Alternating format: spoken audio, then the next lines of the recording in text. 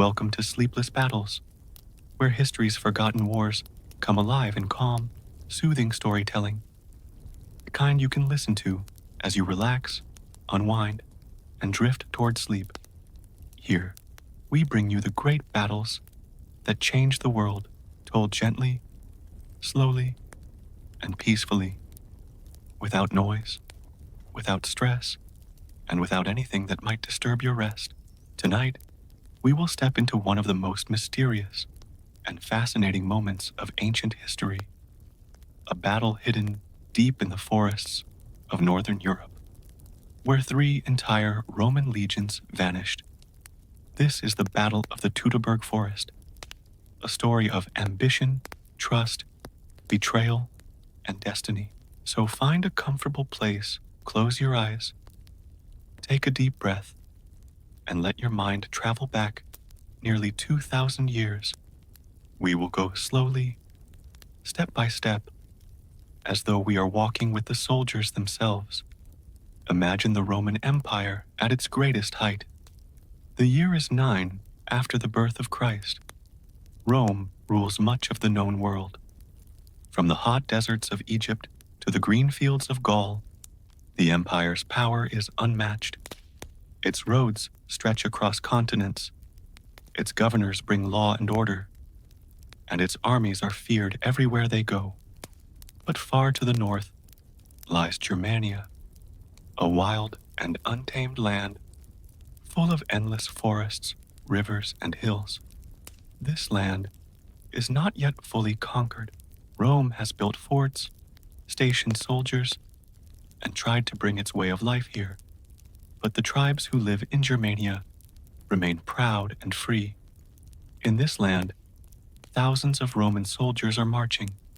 Picture them, disciplined, steady, moving in long columns across the countryside.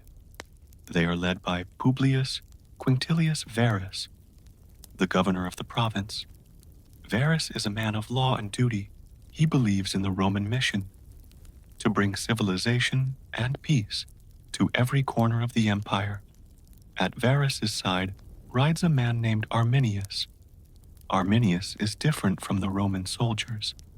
He was born in Germania, among the very tribes Rome is trying to conquer. As a boy, he was taken to Rome, trained as a soldier, and granted Roman citizenship. He speaks Latin, knows Roman tactics, and has fought bravely for Rome. To Varus, Arminius is not just a guide, he is a trusted ally, even a friend. The army moves deeper into the land. Autumn is coming. The air grows cooler. A soft mist hangs over the fields each morning. The soldiers are used to marching, and though they are far from home, they feel safe. They have their training, their armor, and their discipline. To them, no enemy could possibly defeat Rome's legions in battle. But beyond the tree line, others are watching. The Germanic tribes see the Romans as invaders. For years, they have endured Roman demands for tribute, Roman laws, and Roman punishments. Now, under the secret leadership of Arminius, they are beginning to unite. Arminius rides ahead and tells Varus that a revolt has broken out in a distant part of the province. He advises Varus to take the legions, march to the troubled area, and restore order. Varus agrees. He trusts Arminius completely, and so the march continues. Day after day, the army moves through the countryside. Behind the soldiers come wagons filled with supplies, pack animals carrying goods, and camp followers, cooks, traders, and families who live alongside the legions. It is not just an army, but almost a moving town. At night, they set up camp. The Roman camp is an impressive sight. Even in hostile territory, the soldiers build defenses, ditches, walls, and watchtowers. Inside the camp, torches glow softly. Men sit around small fires, talking quietly, eating their rations of bread, cheese, and porridge. Officers write reports by lamplight, The night is calm, and the forest outside the walls is silent. But somewhere in that dark forest, Arminius meets with tribal leaders. He speaks to them in their own language, uniting them for what is to come. This is their chance, he tells them. The Romans believe he is their friend. They will follow him wherever he leads. If the tribes work together, they can trap the legions and drive them from Germania forever. The next morning, the soldiers rise before dawn. The air is damp and cold. A pale fog clings to the ground. The sound of trumpets calls the men to order. The camp is dismantled with discipline, and soon the column begins to move again. Ahead lies the Teutoburg Forest, a deep, shadowy place of towering trees and narrow paths. The legions enter the forest, their long line winding through the mist. They do not know what waits for them there, and so our story pauses for a moment. Like the stillness before a summer storm, the soldiers march forward. The forest grows darker. Somewhere in the distance, a raven calls, and soon, history will change forever. The morning march is slow. The Roman column stretches for miles, winding like a living ribbon through the trees. The road here is little more than a dirt track, sometimes no wider than the wagons themselves. On either side, the forest rises, close and quiet. The tall trees block much of the sunlight, leaving the path in shadow. The soldiers keep their formation, their shields on their backs, their helmets gleaming faintly. They talk little now. The sounds of the forest seem to press in around them. The wind in the branches, the drip of water from leaves, the distant tapping of a woodpecker. It is peaceful, but it is also strange. The open plains of Gaul are far behind them. Here, in Germania, the forest feels endless. Varus rides near the front, speaking occasionally with his officers. His face is calm. He believes they are on a simple mission, to put down a small tribal disturbance. To him, there is no danger. Arminius rides ahead, disappearing from time to time into the woods, supposedly to gather more information. The governor does not suspect that these absences are part of a carefully laid plan. As the day goes on, the weather begins to change. The air grows heavier, and the sky darkens with thick clouds. A fine rain begins to fall, turning the dirt road into slippery mud. The soldiers pull their cloaks tighter around their shoulders and keep moving. The column slows even more as wagons struggle through the wet ground. Horses snort and strain, their hooves sinking deep. The men at the rear are tired. The pace is frustratingly slow. They are no longer marching with the proud speed of Rome's legions. They are trudging, step by step, deeper into the forest. All around them, the forest grows denser. The path bends and twists, forcing the column to stretch and break into smaller groups. For a disciplined army, this is dangerous. In open country, the legions form perfect lines, but here they are scattered. The soldiers cannot always see the men ahead of them. The wagons creak, the pack animals stumble. Still, there is no alarm. This is simply the nature of the terrain, the soldiers tell themselves. They are trained, they are ready. They have marched through difficult country before. Evening comes slowly. The light fades under the canopy of leaves, and the forest becomes dim and blue. The trumpets sound to halt, and the army makes camp. This time the camp is less perfect, less carefully built. The men are tired, and the ground is wet. Fires are lit, and smoke curls into the misty air. The smell of wood smoke mixes with the smell of wet earth. In his tent, Varus receives another message from Arminius. The guide claims to have found proof of a larger uprising ahead. He urges Varus to continue the march the next day and bring the full force of the legions to crush the rebellion quickly. Varus agrees. He does not know that Arminius is meeting that very night with the tribal warriors, leading them to positions along the Roman route. As darkness settles, the forest is alive with quiet sounds. The rustle of leaves, the hoot of an owl, the faint splash of a stream nearby. The men try to rest. Some write letters home by firelight. Others sit with their heads bowed, too tired even to speak. When dawn comes, it brings fog.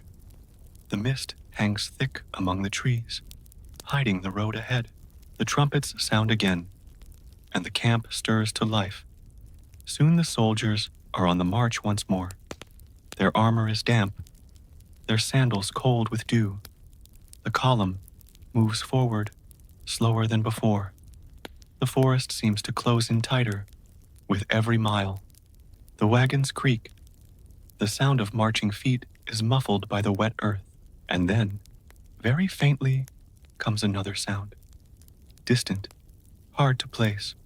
Perhaps just the wind. Perhaps just an animal moving in the underbrush. The soldiers glance into the trees, but see nothing. The column does not stop. Somewhere far ahead, Arminius is gone.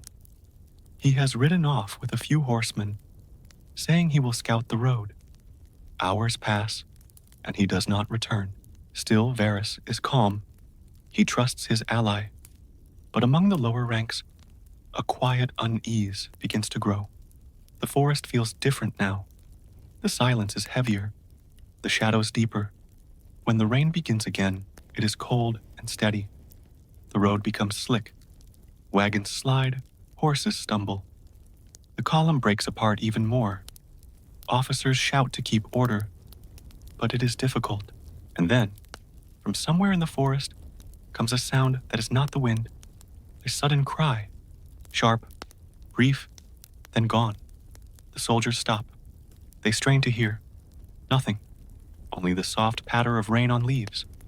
The march resumes, but now every man is alert, every eye searching the trees.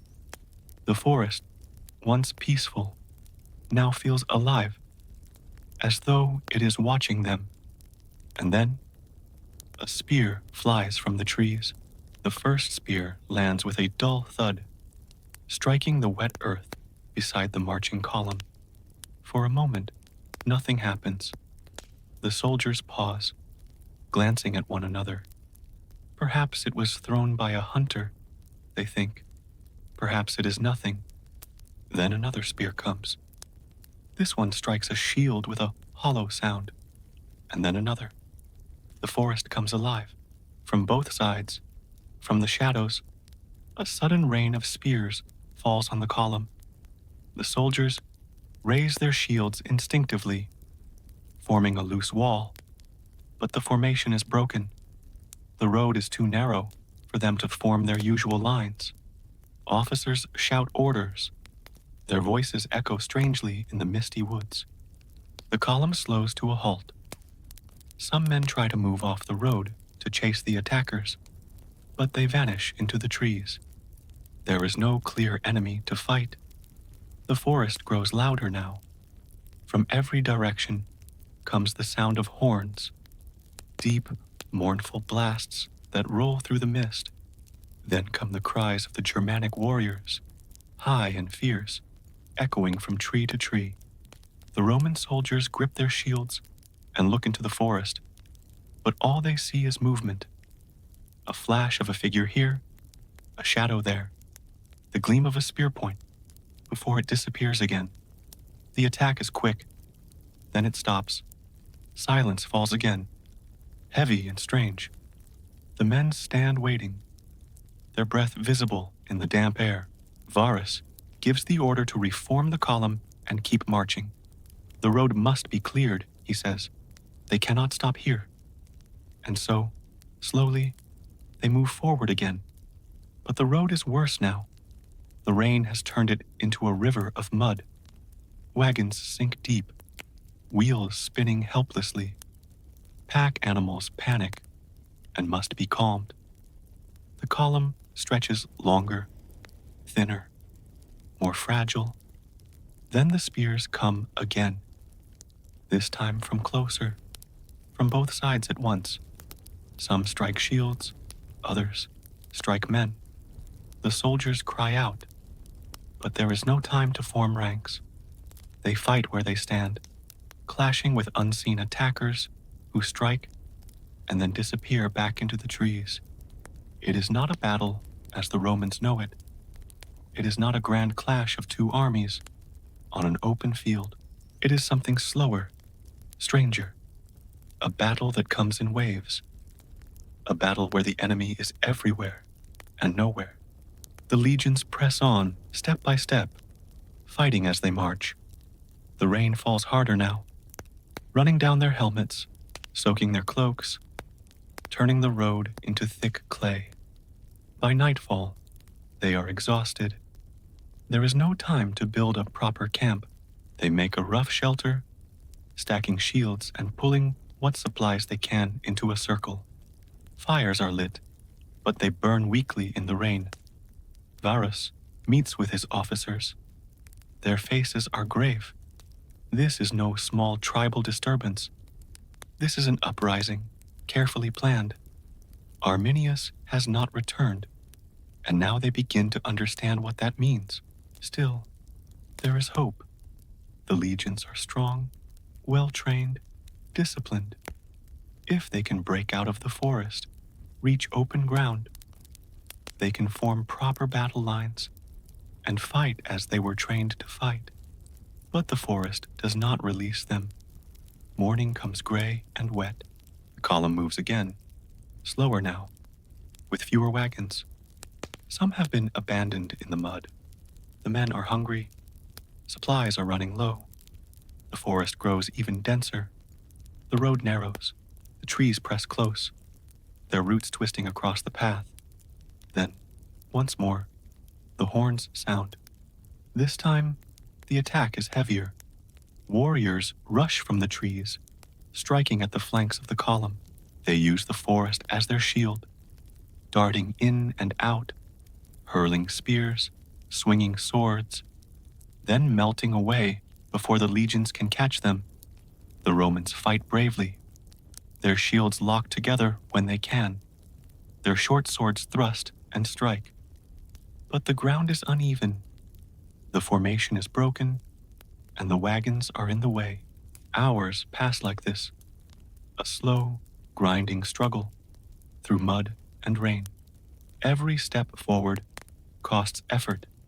Every few minutes, another wave of attacks comes, then fades back into the forest. By the time night falls again, the legions are battered. Many men are wounded. Morale is slipping. The camp they built tonight is smaller, more desperate. The fires burn low, and the forest beyond the light seems darker than ever. Varus tries to reassure his men.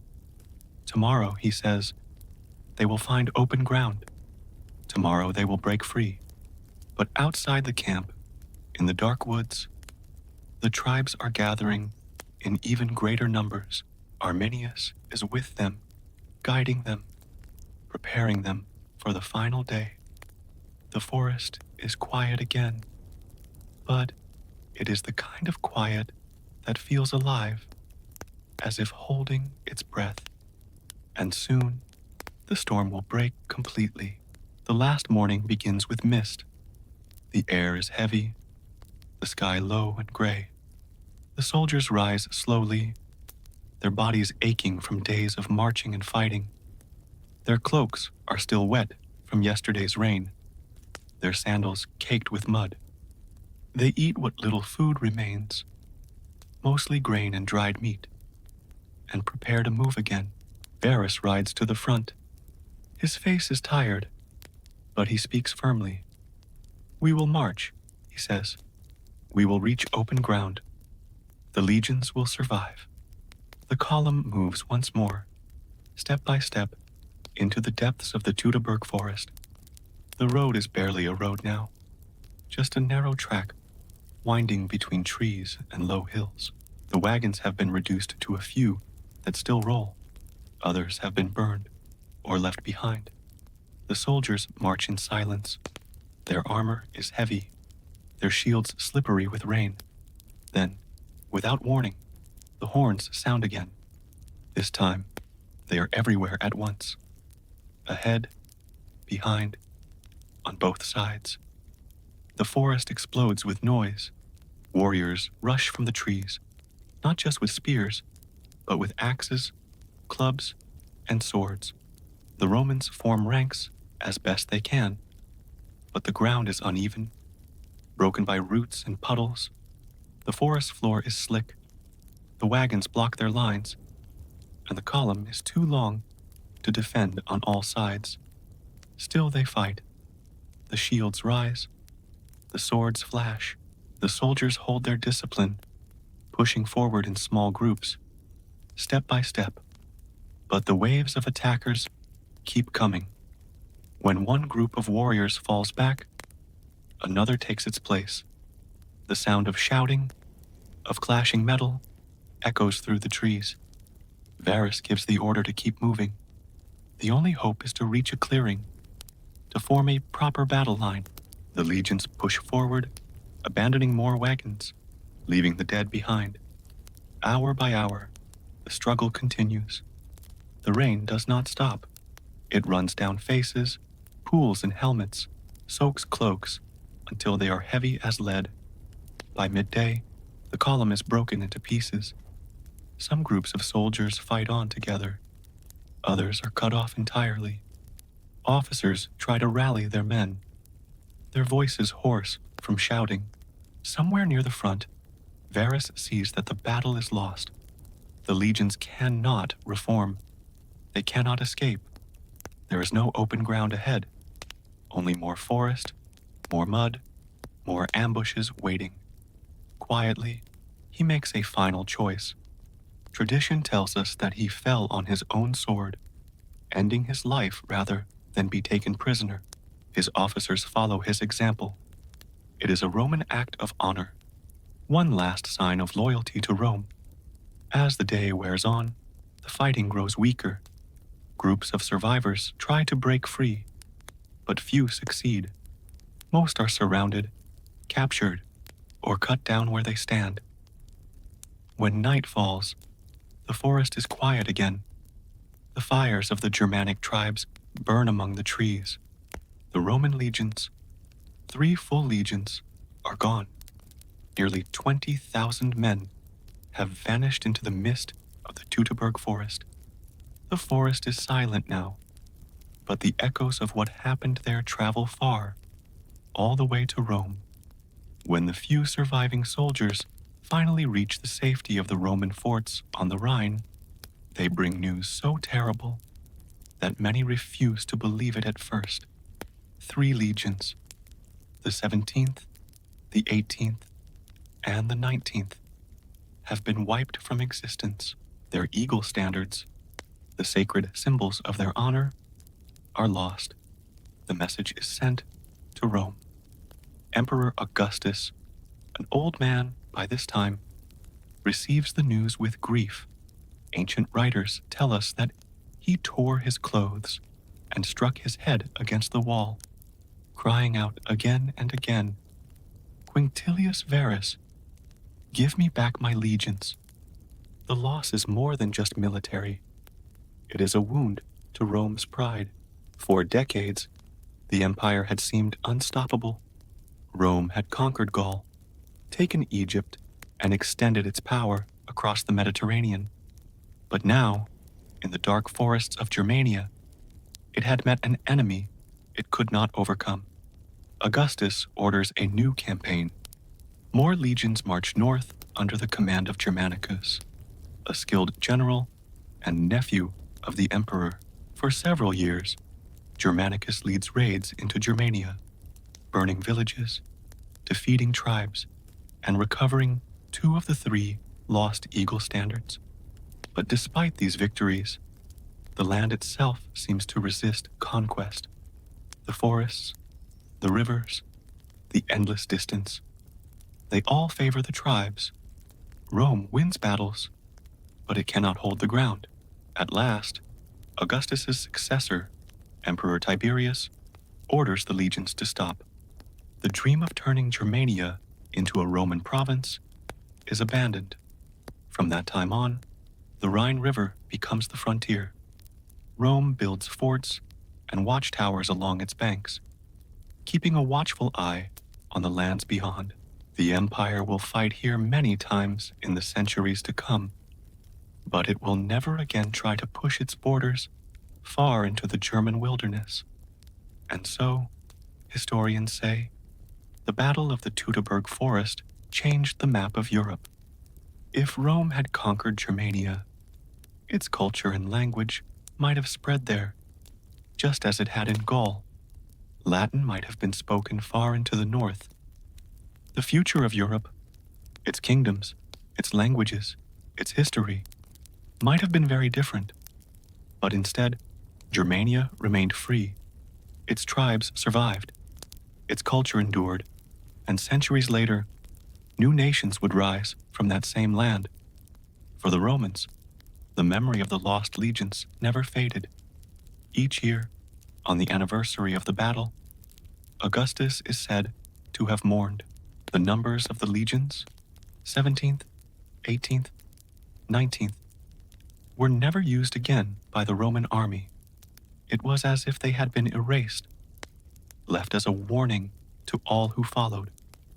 For the Germanic tribes, the battle became a legend of victory, proof that even the mightiest empire could be stopped. Arminius, their leader, became a hero, celebrated in song and story for generations. And yet, even his story ends in tragedy. Some years later, he was betrayed by members of his own tribe and killed. The man who united the tribes could not hold them together after the Romans were gone. The forest, too, kept its memory. For nearly 2,000 years, the exact location of the battle was lost. Travelers spoke of ghostly legions, of strange sounds in the night. Farmers found bits of Roman metal in their fields. A coin here, a helmet there. But the true site was hidden until the late 20th century, when careful excavations revealed the battlefield. Archaeologists uncovered spearheads, armor fragments, and even the remains of defensive earthworks built by the Romans in their final desperate hours. Today, you can walk those same paths. The ground is peaceful now, covered in green grass and quiet trees. Birds sing overhead, and sunlight filters softly through the leaves. There is a museum nearby that displays the relics of the battle. Helmets, weapons, tools, coins, each one a silent witness to what happened here. Standing there, it is hard not to feel a sense of awe. History is not just words in a book. It is here, beneath your feet. Men once marched where you stand now. They carried their shields, their hopes, their fears into the forest. And in 3 days, their world was changed forever. The story of the Teutoburg Forest is not only about legions and warriors, it is, above all, about trust, choice, and destiny. Varus, the Roman commander, trusted Arminius. He saw him as a loyal friend, a man who had embraced Roman ways, a soldier who had fought for the empire, learned its language, worn its armor, and walked proudly among its officers. And perhaps Arminius truly had been loyal once, but deep inside, there was a pull that could not be erased. The pull of his homeland, the memory of his people, the desire to free them from Rome's grasp. When the moment came, Arminius chose the path that would change history. He led the Romans into the forest, knowing what awaited them. It is easy to call this betrayal, and to the Romans, it was. But to the Germanic tribes, Arminius was a savior, a hero who united them when no one else could. He showed them that Rome was not invincible, that their forests, their rivers, their very way of life could remain their own. For Rome, the loss was unbearable. The empire was used to victory, to order, to control. To lose 3 legions was more than a military defeat. It was a wound to their pride, shock to their belief in their own destiny. Yet even in defeat, Rome learned. They strengthened their frontiers. They built stronger defenses along the Rhine, created new strategies, and grew more cautious.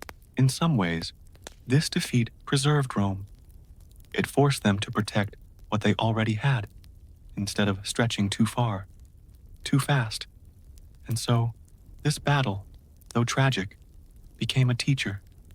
It reminded Rome, and all who would study history, that no empire lasts forever, and no army is unstoppable. But these are only the grand lessons. There are quieter lessons too. Think of the ordinary soldiers, the legionaries who marched day after day, unaware of the trap ahead. Many were young men, far from home. They may have thought of their families as they walked, of the farms and towns they would one day return to. They did not know that they were marching into the pages of history, into a story that would be told for centuries. In some way, they represent all of us. How often do we, too, walk forward without knowing what lies ahead? How often do we trust someone, follow a plan, or take a risk, not knowing how it will end? The Battle of the Teutoburg Forest reminds us that life is full of turning points. Some we choose, others choose us. Arminius made his choice to fight for his people. Varus made his choice to trust a man he believed was loyal, and history flowed from those choices like a river after the rain. Even the land itself seemed to take part. The forest, the mud, the endless rain, all favored the tribes. It was as if the world had conspired to slow the Romans, to surround them, to keep them from escaping. And when it was done, when the last cries had faded and the last spear was thrown, the forest grew silent again. Today, when you walk that ground, you can almost feel the weight of what happened there. You can picture the endless columns of soldiers moving through the mist. You can hear the creak of wagons, the clink of armor, the distant call of horns, and then, slowly, you can imagine the silence after the storm. This silence is important. It reminds us that time moves on, that even the greatest struggles eventually pass. What once was fear becomes memory. What once was tragedy becomes a lesson. Perhaps this is why the story feels so powerful even now. It tells us that even the most unstoppable force can meet its match, that freedom, courage, and unity can change the course of history. And it tells us that after every storm, there is stillness, a chance to breathe, to learn, to begin again. As you lie here, listening, let the forest become quiet in your mind. The mist clears, the rain stops, the sky grows calm. The danger is over now. Imagine the Roman survivors slowly making their way out of the forest, step by step, exhausted, but alive. Imagine them seeing the open fields once more, feeling the relief of leaving the trees behind. Feel that same sense of relief now. The hard part of the story is behind you. Ahead lies peace, reflection, and rest. Breathe deeply, let the weight of the day slip away. Like the Romans, you have walked far, you have faced the storm, and now it is time to stop. Tonight, the Battle of the Teutoburg Forest is not a tale of fear.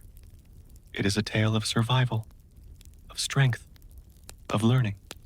And here on Sleepless Battles, we tell it not to disturb your mind, but to quiet it, to show that history, even at its darkest moments, can guide us to stillness. So let the forest fade now. Let the noise fade. Let the story become soft. There is only calm, only quiet. You are safe. You are here. And soon, you will sleep. History is not a straight road. It is a winding path through valleys and hills, through victories and defeats, through moments we remember and moments we forget. The Battle of the Teutoburg Forest is one of those moments that almost disappeared into the shadows of time. For many centuries, no one knew exactly where it had happened. People only whispered of it in legends. Some said the ghosts of Roman soldiers still walked the woods at night, forever searching for a way home. But there are thousands of battles like this, battles that shaped the world, but are barely mentioned in the history books. Think of the farmers and villagers who fought on lonely hills to defend their homes. Think of the sailors who stood on wooden decks as enemy ships closed in. Think of the messengers who ran through rain and darkness to carry warnings that would decide the fate of a town. Most of these names, these faces, these moments are gone, but their choices, their courage, still live on in the world we know today. Every bridge you cross, every city you see, every border on a map, all of it is the result of stories like these. And that is why we tell them here, on Sleepless Battles, not to frighten you, not to fill your mind with noise, but to remind you that you're part of something much larger, a story that has been unfolding for thousands of years. When we slow down to listen, we can feel history breathing. We can hear its heartbeat, steady and calm. It tells us that people before us have faced struggles and found a way through. And so can we. The forest at Teutoburg was once a place of fear, but tonight it is a place of quiet thought. It invites us to reflect on trust, on courage, on what it means to stand for something. Let us stay here a moment longer. Close your eyes, if they are not already closed, and imagine the forest not as a battlefield, but as a place of peace. The grass grows back where the armies once stood. The rain has washed away the footprints. The ground is soft. The trees sway gently in the breeze. You can almost hear the whispers of the past, but they are not angry, not loud. They are calm, like old voices telling a story by the fire. This battle, like so many others, shows us that history is not just about winners and losers. It is about learning, about what happens when people come together, when they trust, when they choose to fight or to forgive. Arminius is remembered as a hero by some, as a traitor by others.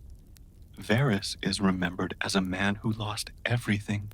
But beyond names, beyond judgments, there is simply the truth that these two men, by their choices, changed the direction of an entire empire. And so we are reminded that small decisions can have great consequences, that what we do, even when we feel small, can ripple outward like circles on a quiet pond. Think of that for a moment. The choices you make each day, the kindness you give, the patience you offer, the moments when you choose calm instead of anger.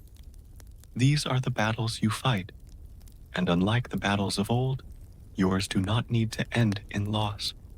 As you listen, feel your breathing slow. Let your mind drift gently, like a boat on a quiet river. The story of Teutoburg has been told. The Romans have left the forest. The tribes have gone home. The firelight fades. The night grows still, In this stillness, there is wisdom, there is peace, there is the reminder that no storm lasts forever, that no night is endless, that even after the darkest hours, the world wakes to a new dawn. Take that thought with you as you rest tonight. You have walked with the Romans and the tribes. You have seen the turning of history. Now, it is time to turn toward your own rest. Let the forest grow quiet one last time. Let the stars shine overhead. Let your body grow heavy, your thoughts gentle, your heart calm. The story will stay here, waiting for you, ready to be told again whenever you wish to return. Close your eyes and imagine a quiet road stretching into the distance. It is not a road of today, but a path through time itself. The night is cool, the sky above is full of stars, and a soft mist hangs just above the ground. You take a slow step forward, and with that step, the world begins to change. First, you are standing on a wide plain in ancient Greece. The dawn is just breaking, the light soft and gold on the horizon. This is Marathon, where a small force of Athenians once faced the mighty Persian army. The air is cool, the grass damp beneath your feet. There is no sound of battle now, only the faint call of birds greeting the morning. You stand quietly, breathing in the calm air, remembering that here, courage once turned the tide of history. Another step, and the plain melts into desert. You feel warm sand under your feet, and a dry breeze brushes against your face. This is Gaugamela, where Alexander the Great defeated the Persian king Darius. You can almost picture the dust rising as horses once charged across this ground. But now it is silent. The sun is low, casting long shadows, and the desert feels endless. You stand for a moment, letting the stillness wash over you. One more step, and the desert fades. Now, you are standing on a green hillside. In England, the air is cool and damp, and a thin mist moves across the grass. This is Hastings, the year 1066, where Normans and Saxons fought for the future of the land. The clash of swords is long gone. The hillside is peaceful now, dotted with quiet flowers. The wind moves gently through the grass, as if whispering to you that the past has been forgiven. Step again, and you're on the stone streets of Constantinople. The city's walls rise around you, massive and quiet.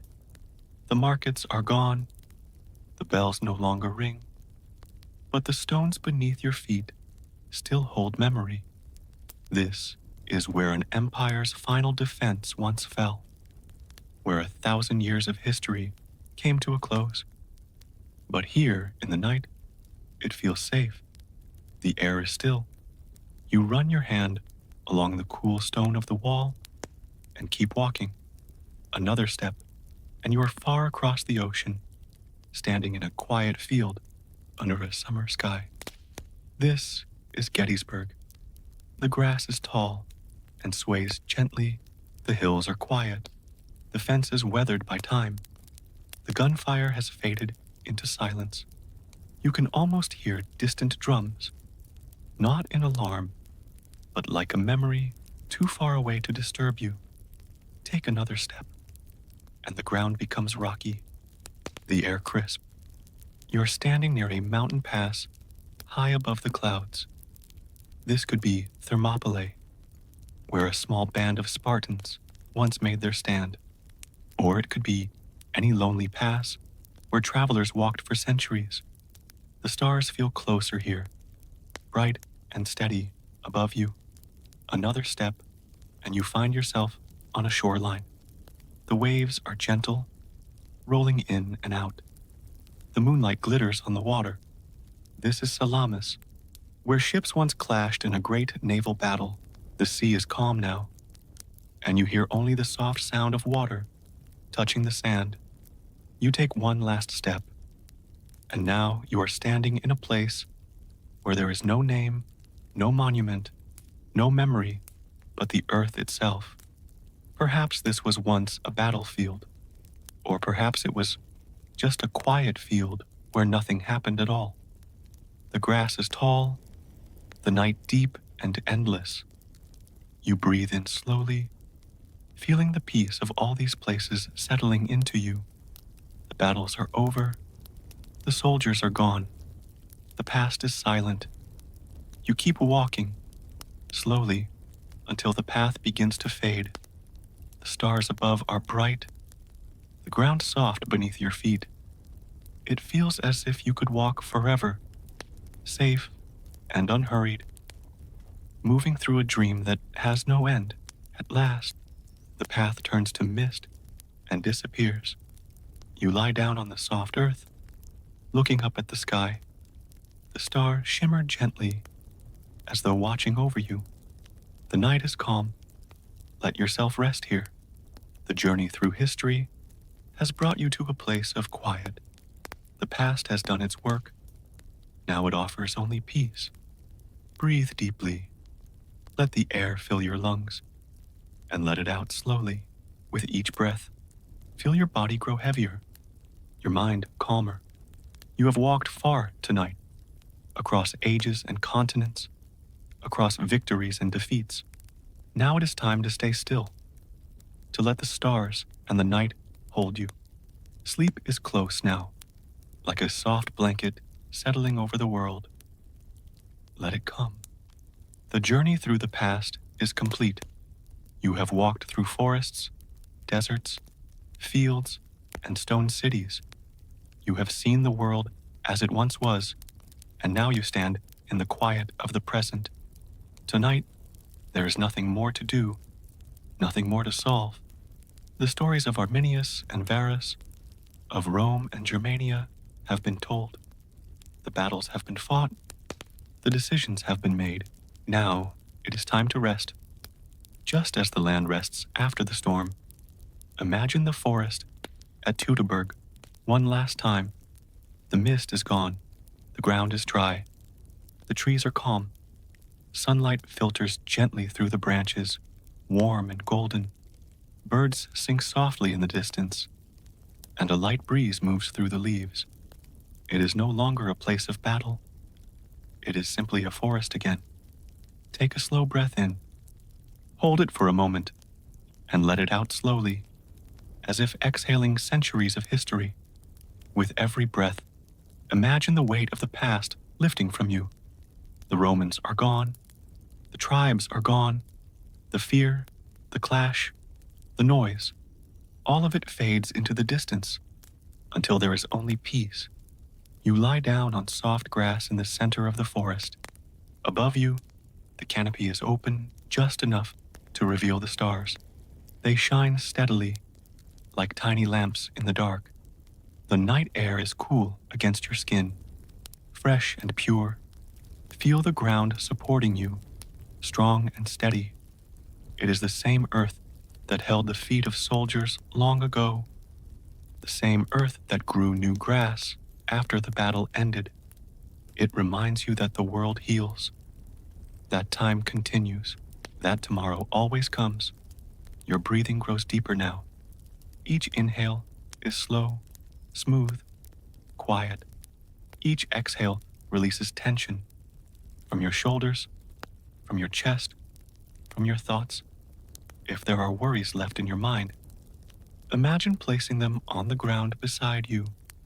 They are not gone forever.